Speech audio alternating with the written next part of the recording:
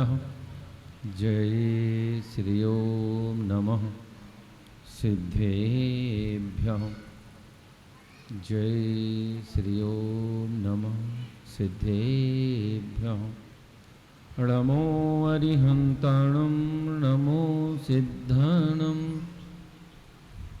नमो आयर्याणं नमो वज्रायणं नमो लोये सवसाहूणम्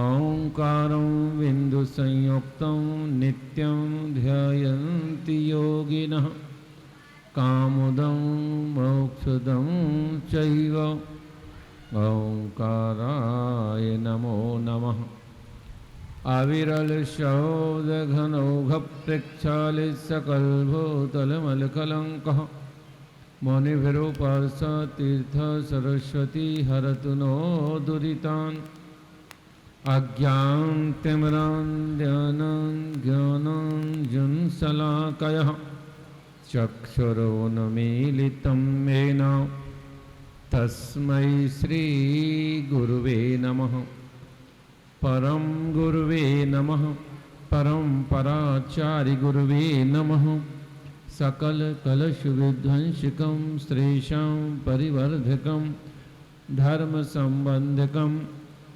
भवजीव मनः प्रतिबोधकारकमिदं शास्त्रं श्री सिद्धचक्रविधानजी नामधेयमूलग्रन्थम् अस्य मूलग्रन्थकर्तारः श्री सर्वज्ञदेवस्तदुत्तरग्रन्थकर्तारः श्री गणधरदेवः प्रतिगणधरदेवः तेषां वचनानुसारमसद्य श्री पंडित प्रवर संतलालजीयेन विरचितं श्रोतारः सावधानतया शृण्वन्तु।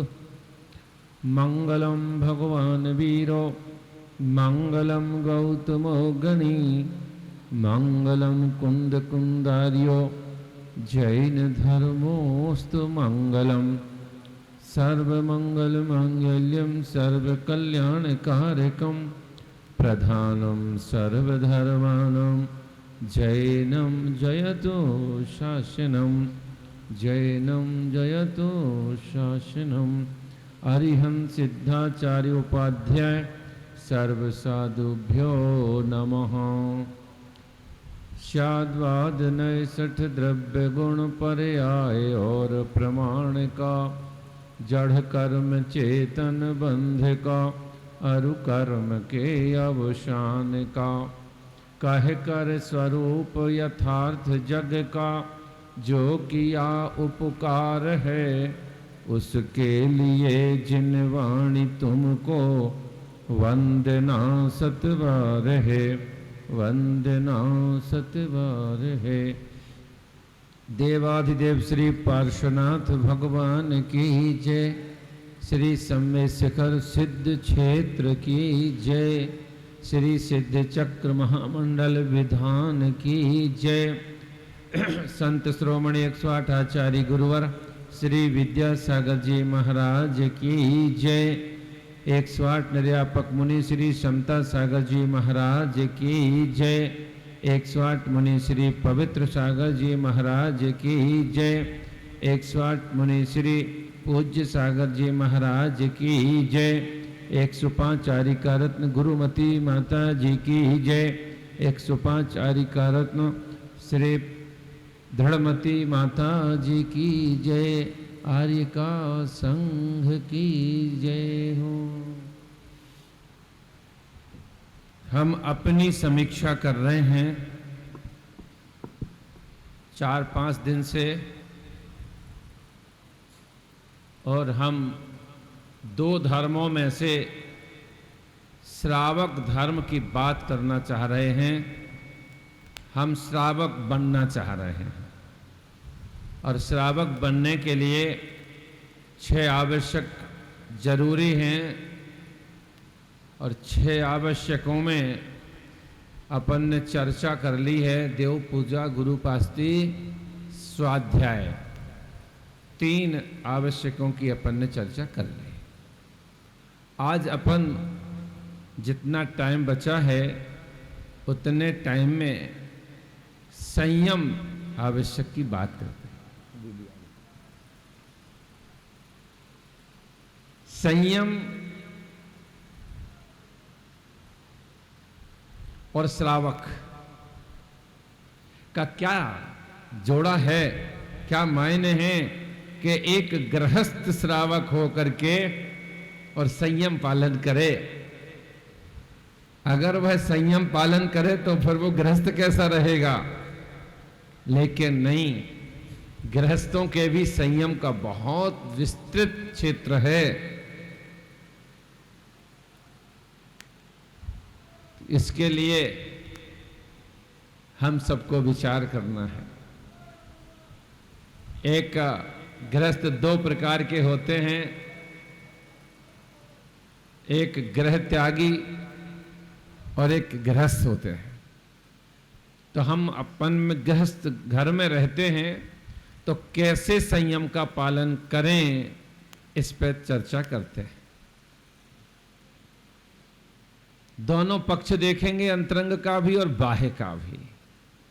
पहली बात तो संयम कहते किसे हैं, ये बात समझना है।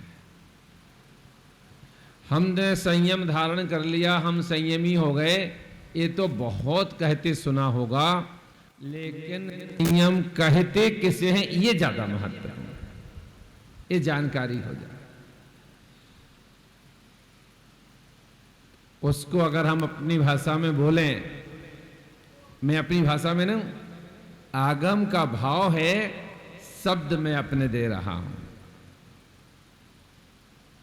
कि हम अपने उपयोग को पंचेंद्रियों के विषयों से हटा करके अपने अंतर में लाएं, इसका नाम संयम है।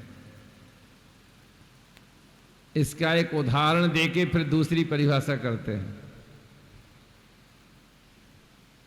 ये संयम जो है हमें शत्रुओं से बचाता है, हमें संसार के मार्ग से बचा करके मोक्ष के मार्ग में लगाता है। तो कैसा है संयम? आपने वो एक जानवर देखा होगा, कछुआ। कछुआ देखा? कछुआ तो देखा होगा। उसकी एक गर्दन, दो हाथ और दो पैर, 5। ध्यान से समझना है। वो अपना भोजन ढूंढ रहा है, चल रहा है, उसके ऊपर का और नीचे का भाग इतना कठोर होता है कि उसका कोई कुछ बिगाड़ नहीं सकता। उसकी रक्षा होती है, लेकिन 2 हाथ, 2 पैर और एक गर्दन, इन 5 को बचाना पड़ता है उसको। तो उसे लगता है भोजन देख रहा है, ढूंढ रहा है, और उसे लगा कि शत्रु है कोई, हमें मारने वाला है। तो अपने 5 अंगों को वो समेट करके अपने आप में अंदर कर लेता है। जिस प्रकार वह कछुआ अपने अंतर में अपने आप को समेट लेता है, उसी तरह इन पंच इंद्रियों के जो विषय जो बाह्य दृष्टि में हो रहे हैं, उस उपयोग को बाहर से हटा करके अपने अंदर की तरफ समेट लेने का नाम संयम। ये संयम अगर समझ में आ जाए तो मुझे लगता है कुछ काम हो जाए। संयम के बिना मोक्ष मार्ग नहीं है। आपको एक बात सुनी होगी आपने, मैं संयम की बात कर रहा हूं। कोई घटना घट गई, चाहे वो 2 चक्के वाला वाहन हो या 4 चक्के वाला हो, 4 व्हीलर 2 व्हीलर जो आप भाषा में होता है। कहीं फिसल गए, कहीं तो, या कभी पैदल चलते चलते गिर गए, तो इनसे पूछो क्या हुआ था, कैसे गिर गए? बैलेंस बिगड़ गया था। चलने वाला जो है, चाहे किसी भी वाहन से चले, पैदल भी चले, चलने वाले को अपना संतुलन बनाना पड़ता है। अगर संतुलन नहीं बनाएगा तो उसके गिरने के ज्यादा अवसर रहेंगे। उस संतुलन बनाने का नाम संयम है। मोक्ष मार्ग में चलने वाला को संयम की आवश्यकता। जो संसार में रह रहे हैं उन्हें उसकी आवश्यकता नहीं है। जो एक जगह बैठा है उसे संतुलन की कोई आवश्यकता नहीं, वो तो संतुलित बैठा है। लेकिन जो चल रहा है, संसार में हम बैठने रुकने नहीं आए हैं, हम तो संसार से जाकर के हट करके मोक्ष में जाना चाहते हैं। तो आपको संयम धारण करना ही पड़ेगा, जिस बिना नहीं है, जिस बिना नहीं, आगे तो बोलो, जिन राज सीझे तू रोलो जग कीच में। जब तीर्थंकर गर्भ में आए, जन्म हुआ, रत्न वर्षे, मेरू पे स्नान हुआ, निश्चित था कि मोक्ष जाएंगे, और संयम धारण नहीं करते तो कैसे चले जाते? नहीं जा सकते। तो हम तो कहां लगते हैं जब तीर्थंकर के साथ भी है। तो मोक्ष में चलने के लिए संयम की आवश्यकता। मुनिराजों के लिए जो संयम की चर्चा है वह दो प्रकार का संयम कहा है। एक अपहृत संयम और एक भूल गया, कोई बात नहीं, याद नहीं आ रहा। वो होता है, आ जाएगा ध्यान में, कि जहां जीव हो उस स्थान को छोड़ देना चाहिए, उत्तम। जिस स्थान पे जीव हो उन्हें पिछी से अलग कर देना, मध्यम। और जिस स्थान पर जीव हो उन्हें पिछी के अलावा अन्य वस्तु से अलग करना, ये जघन्य होता है। और जो दूसरा संयम होता है वो राग देश से रहित होता है। ये परिणाम साधु के लिए। और हम गृहस्थ के लिए दो प्रकार का संयम, एक इंद्रिय संयम और एक प्राणी संयम। ये पढ़ लिया, खूब जान लिया है, लेकिन इंद्रियों को अपने संयमित कैसे करूं, दो प्रकार से किया जा सकता है। उसमें एक ही प्रकार श्रेष्ठ है। कोई व्यक्ति गलत मार्ग पे जा रहा हो तो उसे हम अगर डंडे के बल पे रोकें तो वो रुकेगा नहीं। थोड़ी देर के लिए भयभीत होकर भले रुक जाए, लेकिन फिर दूसरे दिन से वह रुकेगा नहीं। लेकिन उसे ही अगर हम अच्छे भाव से उसका हिताहित समझा करके उसके स्वरूप को बता करके समझाएंगे तो हो सकता है कि वो समझ जाए। तो संयम भी, इनको इंद्रियों को जो संयम है इसको भी बहुत रोकना पड़ेगा। एक और विशेषता, बहुत निश्चय की बात कह रहा हूं, इंद्रियां जानती हैं, देखती हैं। क्या इंद्रियों के, नेत्र इंद्रिय के बिना भी दिखता है क्या किसी को? है? नहीं दिखता ना। एक तो आंखों से दिखता है, एक आंखों के बिना भी दिखता है। देखो मैं आपको दिखा के बता रहा हूं। आंखों से दिखता है, ये तो कोई दिखाने की आवश्यकता नहीं। आज बहुत ठंडी हवा चल रही थी, दिखी आपको?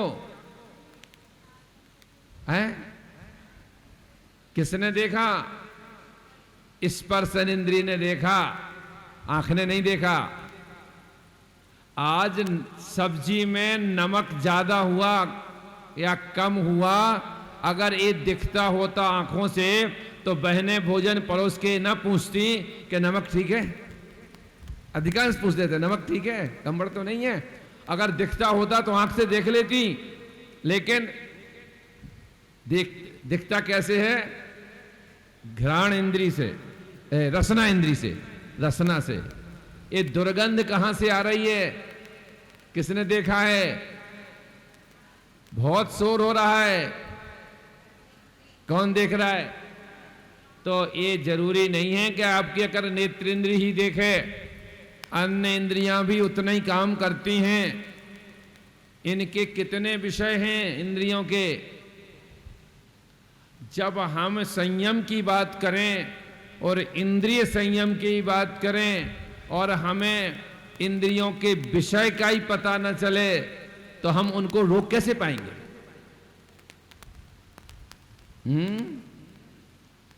कितने विषय हैं इन पांचों इंद्रियों के?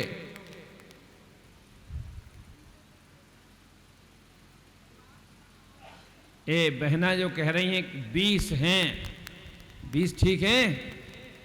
नहीं नहीं नहीं, इसमें थोड़ा सा और जोड़ दो, 27 कर दो, 27 कर दो बहना। अभी कर्ण इंद्री के सारे गामा पाधा नीसा भी तो जोड़ना पड़ेगा। कर्ण इंद्री के ये जो 20 हैं ये पुद्गल के गुण हैं और उसके वो इंद्रियों के विषय बनते हैं वही हैं, लेकिन कर्ण इंद्री के और जोड़ना पड़ते हैं। तो कितने हो जाएंगे? 27। ये भी कर्ण इंद्री का विषय भी है। बहुत बढ़िया मधुर संगीत चल रहा हो, मैं बहुत सारी कथा नहीं कहने वाला, मैं तो ये कह रहा हूं क्या इन इंद्रियों से हमें बहुत कुछ जाना जा सकता है? क्या इन इंद्रियों के द्वारा आत्मा जाना जा सकता है? क्या इंद्रियों के द्वारा आत्मा नहीं जाना जा सकता, क्योंकि जो इंद्रियों के विषय हैं वे आत्मा के गुण नहीं हैं, वे पुद्गल के गुण हैं। इसलिए इंद्रियों से आत्मा नहीं जाना जा सकता। अब एक और जब परिभाषा आप कर रहे हैं तो एक परिभाषा और आपको बता दें, विषय बढ़ रहा है थोड़ा सा।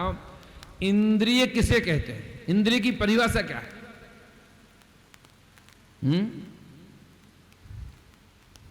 जिससे जीव की पहचान हो। ये बालबोध की परिभाषाएं हैं, यही है ना, जिससे जीव की पहचान हो। ये तो है सामान्य परिभाषा, और अगर धबलाकार की परिभाषा को सुने तो अद्भुत लगता है। इसका नाम क्या है? इंद्रिय। क्या है नाम? इंद्रिय। जो इंद्र की तरह हैं। इंद्र की तरह का मतलब है कि इंद्र अपने क्षेत्र का उल्लंघन नहीं करते, दूसरे इंद्र के क्षेत्र का अतिक्रमण नहीं करते, अपने ही क्षेत्र का में रहते हैं। वैसे ही एक इंद्री दूसरी इंद्री के विषय का अतिक्रमण नहीं करती। रसना इंद्री कभी गंध नहीं सूंघ सकती, कान कभी देख नहीं सकते, आंख को ही देखना पड़ेगा, इसलिए इसका नाम इंद्रिय रखा। इंद्र की तरह हैं जो विषय की अपेक्षा से। अब इंद्रिय के ऊपर संयम कैसे रखना? आप कभी आपने अपने आप से बात की है क्या? दूसरों से तो बहुत बात की होगी, कभी अपने आप से बात की? अरे बड़ा अचरज होता है। देखो इंद्रिय संयम को, बहनों क्षमा करना, वर्ण कितने होते हैं? 5 होते ना? हैं? अरे आगम में तो 5 ही लिखे हैं, लेकिन कभी मैचिंग सेंटर पे तो जाओ, कितने होते हैं? वर्ण तो 5 ही होते हैं, लेकिन मैचिंग सेंटर पे जाके देखोगे तो कितने वर्ण हैं? ये काहे का परिणाम है? इंद्रिय के असंयम का परिणाम है। नहीं ये वर्ण नहीं, ये अच्छा नहीं, ये कलर बढ़िया नहीं, ये अच्छा नहीं। अगर ये ऐसा नहीं होता तो इतने रंग और इतनी डिजाइन, सब कुछ नहीं होता। जैसे हमारी दीदी साड़ी पहने ना, बस सफेद, कोई रंग नहीं। ये इस तरह से भाव आना चाहिए। तो इंद्रियों के जो विषय हैं उन पर संयम करने की बात होना चाहिए। तो इंद्रियों पर संयम कैसे करें? बहुत संक्षेप में एक बात और कहें, हमारे आचार्यों ने बहुत अच्छी अच्छी बातें कही हैं। जब हम भोजन करने बैठते हैं तो इंद्रियां बलवान होकर के कहती नहीं ये चाहिए, ये खाना, वो खाना। और जिस समय इंद्रिय जिस वस्तु को मांगती हैं उस समय वो ये नहीं देखती कि इसमें कितने जीवों की विराधना है। आचार्य ने तो इतना तक कहा है कि जिस व्यक्ति की रसना इंद्रिय पे अधिकार है, कंट्रोल है, वह अन्य इंद्रियों पर तो विजय प्राप्त कर ही सकता है। जिसने रसना इंद्रिय पे विजय प्राप्त कर ली, सबसे ज्यादा खतरनाक है। जिस समय रसना इंद्रिय जोर मारती है तो कितने जीवों की विराधना हो जाए हमें पता नहीं। एक उदाहरण देकर के अपनी बात करेंगे। आपने मैं किसी का कोई त्याग कराने नहीं आया हूं, मैं तो अपनी एक छोटी सी बात कहने जा रहा हूं। अच्छी लगे इस कंप्यूटर में सेव कर लेना। ये बहुत बढ़िया कंप्यूटर, इसकी मेमोरी बहुत अच्छी है। व्यक्ति 5 इंद्रियों के विषय का सेवन कैसे करता है और कैसे जीवों की विराधना करता है। व्यक्ति भोजन करने बैठा, उसकी पसंद में कई चीजें ऐसी होती हैं कि उसके बिना भोजन नहीं होता। और मैंने बताया था कि मुनिराज जब आहार करते हैं तो कैसा रूखा सूखा अलौना सलौना कुछ भी हो वो नहीं, उदराग्नि प्रशमन, अपने पेट की जो जठराग्नि है उसे शांत करने के लिए बस, और कोई लक्ष्य नहीं है। हम भोजन करने बैठते हैं तो हमारे सामने कई चीजें हमारी प्रिय हैं। अब उसमें की एक प्रिय वस्तु को अपन टटोलते हैं, देखते हैं, और वह है पापड़। पापड़ देखा ना? कई लोग ऐसे होते हैं बिना पापड़ के भोजन होता ही नहीं। अरे पापड़ भोजन में ना हो तो अब विचार करते हैं इस विषय में कि वो पापड़ बनता कैसे है, इस विषय पे बात करते हैं।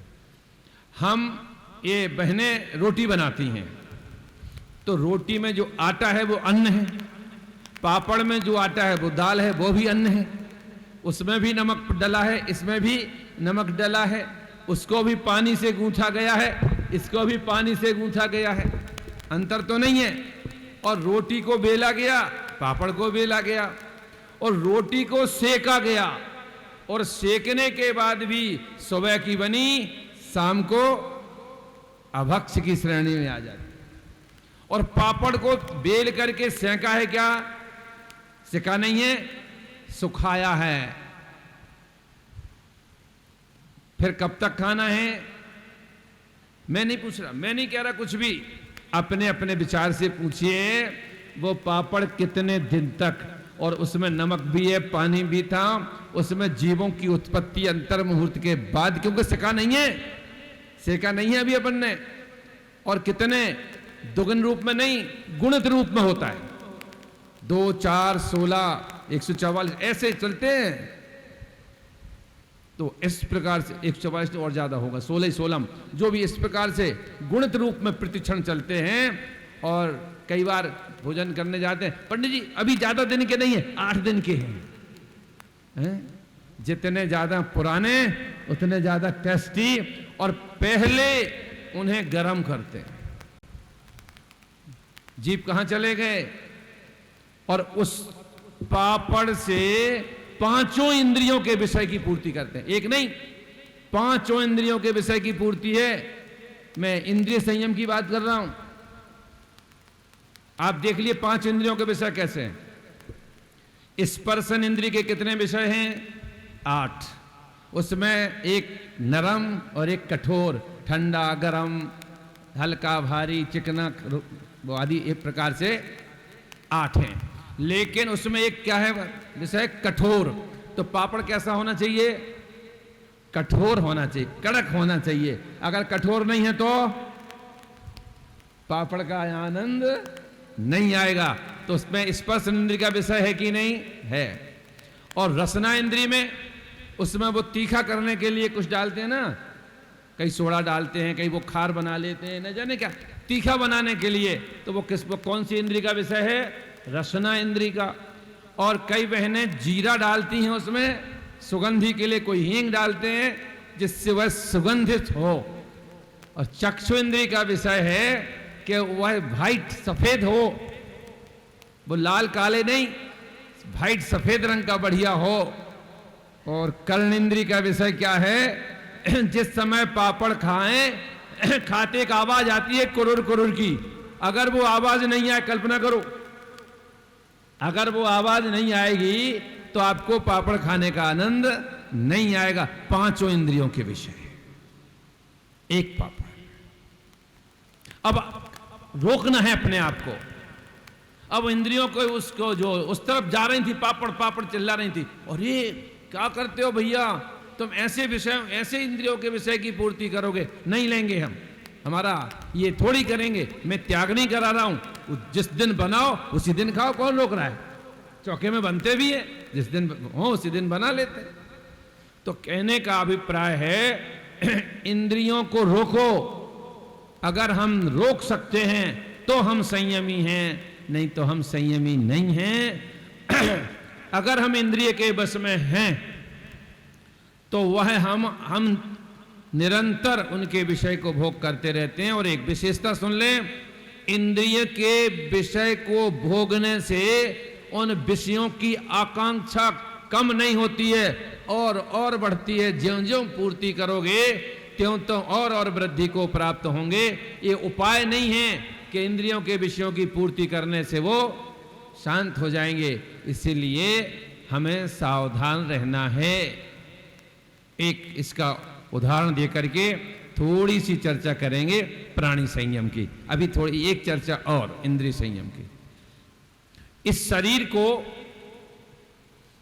एक गिलास पानी चाहिए। क्या चाहिए? एक गिलास पानी। मैं बात कर रहा हूं श्रावकों की। एक गिलास पानी चाहिए है, और जिसकी घर की कुंडी खटखटाएंगे और कहेंगे पानी, वो तुम्हें पहले तो चरण छुएगा और भाग्य मनाएगा कि हमारा भाग्य कि आप हमारे यहां पानी पीने आए हैं। और अकेला पानी नहीं देगा, कुछ साथ में खाने को भी देगा। एक गिलास पानी की आवश्यकता है शरीर को। लेकिन इंद्रियां चुपचाप थोड़ी बैठी हैं, वो कह रही हैं नहीं, ऐसे नहीं पीना है पानी। स्पर्शन इंद्रिय का आदेश आया, देखो भैया पानी कैसा हो हमें नहीं बता, ठंडा होना चाहिए। कौन सी इंद्रिय विषय हो गया? स्पर्शन इंद्रिय का। रसना इंद्रिय तत्काल कहती है भाई सुनो, ठंडा हो ना हो इस समय कोई लेना देना नहीं, मीठा होना चाहिए। घ्राण इंद्रिय कहती है नहीं, सुगंधित हो तो बहुत अच्छा है। नेत्र इंद्रिय कह रही है भाई रंगीन हो तो क्या पूछने, क्यों पानी का तो कोई रंग ही नहीं है, कहती रंगीन हो। और कर्णेंद्रिय कह रही है भाई पानी ऐसी जगह पिएंगे जहां संगीत की स्वर लहरियां बज रही हो, वहां पिएंगे। अब ऐसा पानी कहां मिलेगा? ठंडा हो, मीठा हो, सुगंधित हो, रंगीन हो और संगीत बज रहा हो, ऐसा कहां मिलेगा?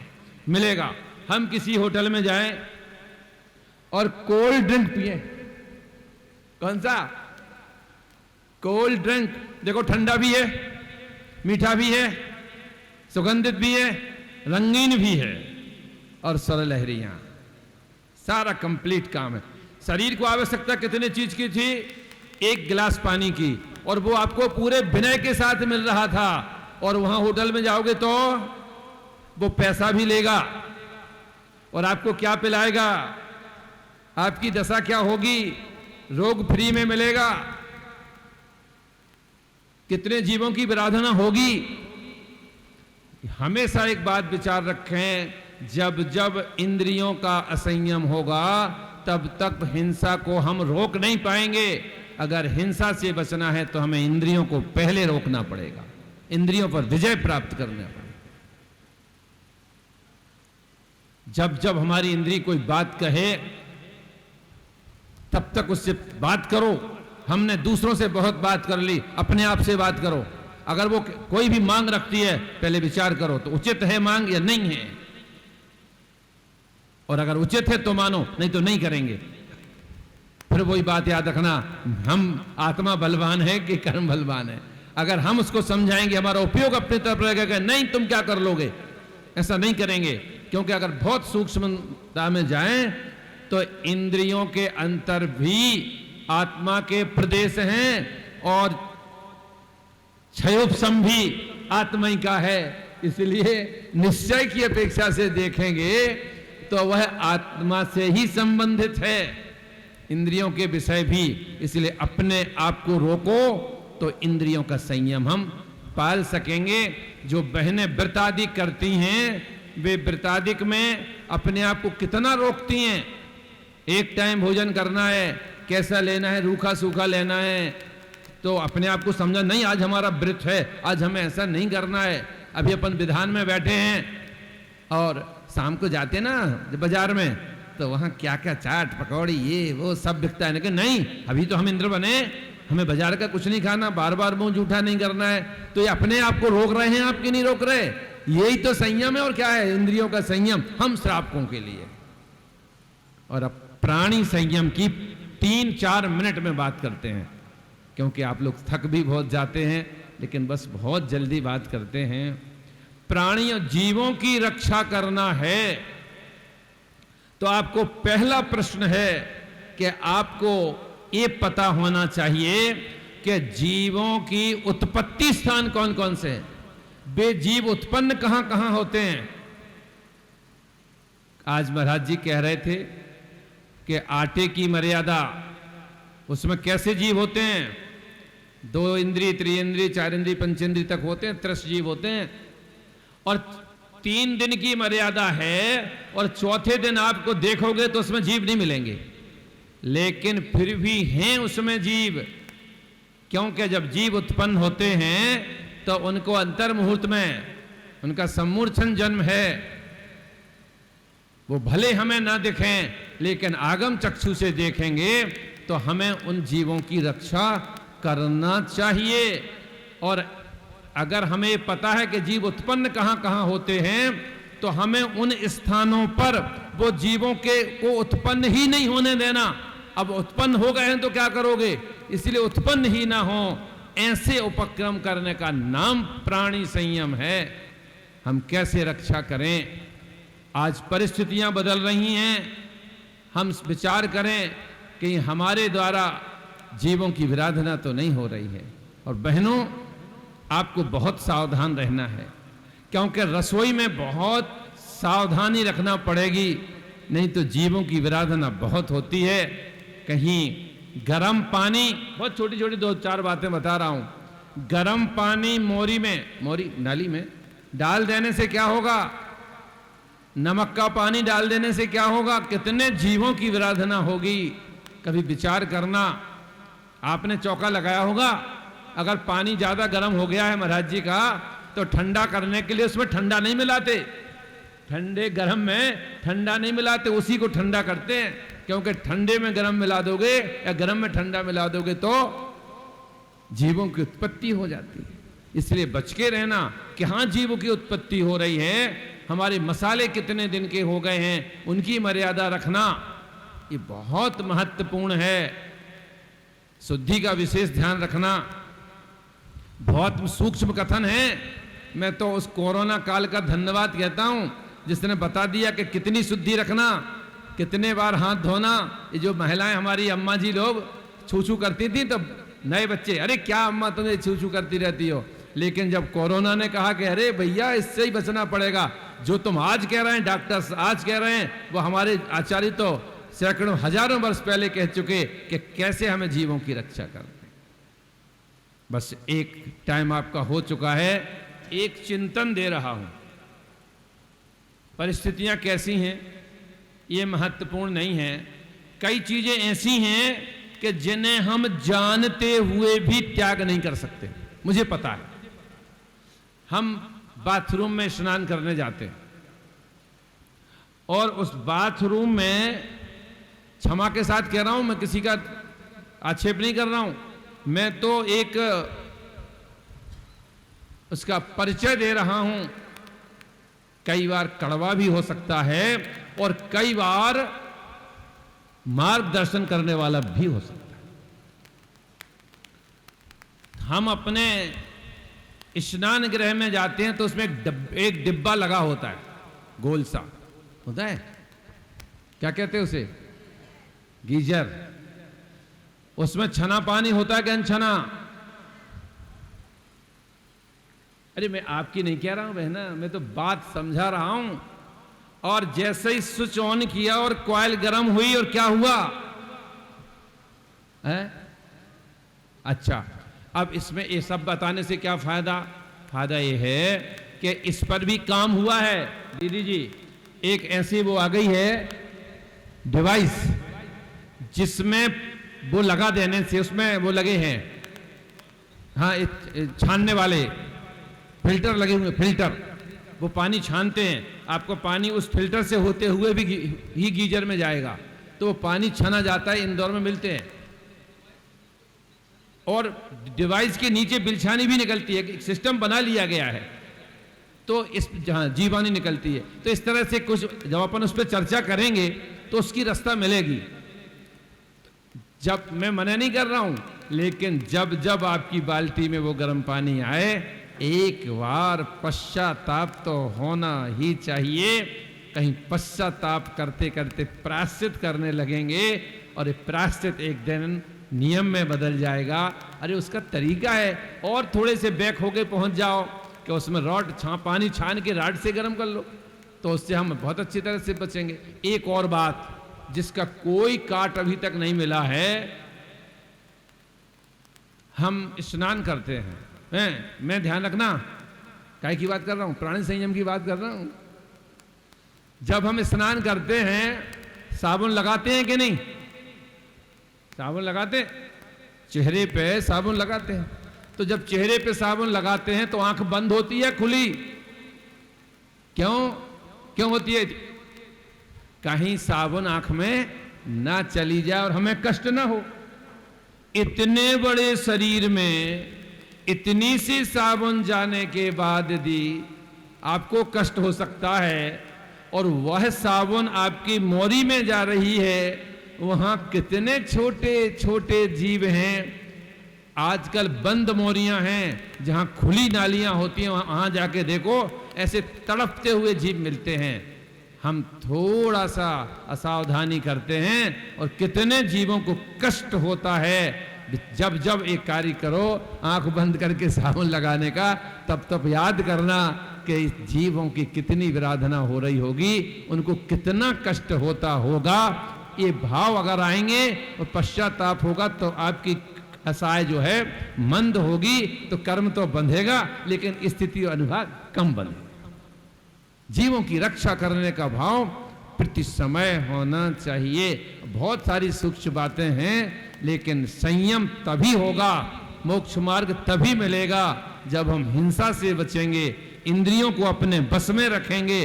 जो हम करेंगे वो इंद्रियां करेंगी, और हो रहा है ये, जो इंद्रियां कहेंगी वो करेंगे हम। आज सब्जी ठीक नहीं बनी, आज रोटी ये में गड़बड़ था, हमें ये खाना है वो खाना है, घर का अच्छा नहीं लगता, बाजार में जाते हैं क्या क्या खा के आते हैं, क्या क्या बनता है, कैसे बनता है। वैसे तो हम बहुत बारीकी से देखेंगे इसका क्या है, कैसे बना क्या नहीं बना, लेकिन वहाँ नहीं पूछते क्या बना कैसे बना, और कितने जीवों की विराधना करते रहते हैं। इन सब पे चिंतन करना पड़ेगा तो मोक्ष मार्ग होगा, और नहीं तो बात अकेले करने से कुछ भी होने वाला नहीं।